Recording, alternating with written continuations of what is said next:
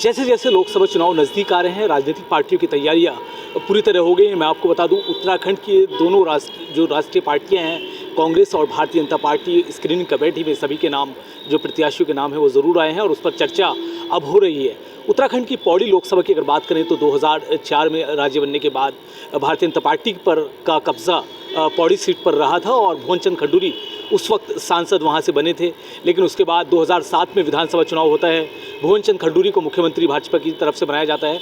2008 में फिर उपचुनाव होता है और उसमें कांग्रेस पार्टी के मेजर रिटायर्ड तेजपाल सिंह रावत वहां से सांसद बन जाते हैं। उसके बाद 2009 के चुनाव में सतपाल महाराज को कांग्रेस अपना प्रत्याशी बनाती है, क्योंकि जो कांग्रेस के सांसद थे 2008 में उपचुनाव जीते थे तेजपाल सिंह रावत, उनको भारतीय जनता पार्टी ने वहां अपना प्रत्याशी बनाया था, तो उनको हरा देते हैं सतपाल महाराज। तो 2009 में सतपाल महाराज के पास वो सीट चली जाती है जब वो कांग्रेस के उम्मीदवार थे। 2014 के अगर चुनाव देखें तो 14 के चुनाव में एक बार फिर बीसी खंडूरी को भारतीय जनता पार्टी अपना प्रत्याशी बनाती है और वो वहाँ से सीट निकाल लेते हैं। उसके बाद 2019 में चुनाव लोकसभा जब होते हैं तो तीरथ सिंह रावत भारतीय जनता पार्टी की तरफ से प्रत्याशी बनाए जाते हैं और उनके सामने बीसी खंडूरी के पुत्र मनीष खंडूरी को कांग्रेस अपना प्रत्याशी बनाती है। हालांकि मनीष खंडूरी उस चुनाव में शिकस्त हार लेते हैं। लेकिन अब देखा जाए 2024 का लोकसभा अगर चुनाव पौड़ी अगर देखें लोकसभा सीट, तो कई दावेदार हैं जो दोनों पार्टियों की तरफ से दावेदार कर रहे हैं। कांग्रेस की तरफ से अगर बात करें, कांग्रेस की तरफ से गणेश गोदियाल का नाम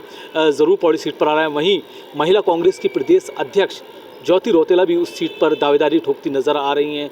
उसी के साथ साथ अगर देखा जाए तो कई और नाम जो वहाँ से सामने आ रहे हैं कांग्रेस के लिए। लेकिन भारतीय जनता पार्टी की तरफ से बड़ी बात यह है क्योंकि तीरथ सिंह रावत को शायद पार्टी चुनाव देने के मूड में नहीं है, ऐसा सूत्रों के हवाले से खबर लगातार आ रही है कि तीरथ सिंह रावत को रिप्लेस ज़रूर इस बार किया जा सकता है और उनके जगह क्योंकि राजनीतिक गलियारों में अगर देखें तो लगातार जो चर्चा हो रही है वो भारतीय जनता पार्टी के मीडिया प्रभारी अनिल बलूनी के नाम पर लोग कयास लगा रहे हैं कि अनिल बलूनी को भारतीय जनता पार्टी पौड़ी लोकसभा सीट से अपना प्रत्याशी बना सकती है। और उसके पीछे वजह क्योंकि एक कद्दावर नेता अनिल बलूनी है, उसके साथ साथ पौड़ी गढ़वाल से अनिल बलूनी आते हैं क्योंकि कोटद्वार के पास उनका गांव है। तो इस वक्त ज़्यादातर सबकी लोगों की नज़र पौड़ी गढ़वाल सीट पर इसलिए है क्योंकि तीरथ सिंह रावत पूर्व मुख्यमंत्री यहाँ रह चुके हैं और वर्तमान में भारतीय जनता पार्टी के सांसद वो हैं। लेकिन इस बार उनका टिकट कहीं ना कहीं कट सकता है और उसके स्थान पर क्योंकि जैसे लोग बता रहे हैं राजनीतिक गलियारों से लगातार जो चर्चा हो रही है वो अनिल बलूनी के नाम पर हो रही है कि अनिल बलूनी को भारतीय जनता पार्टी पौड़ी से अपना प्रत्याशी बना सकती है।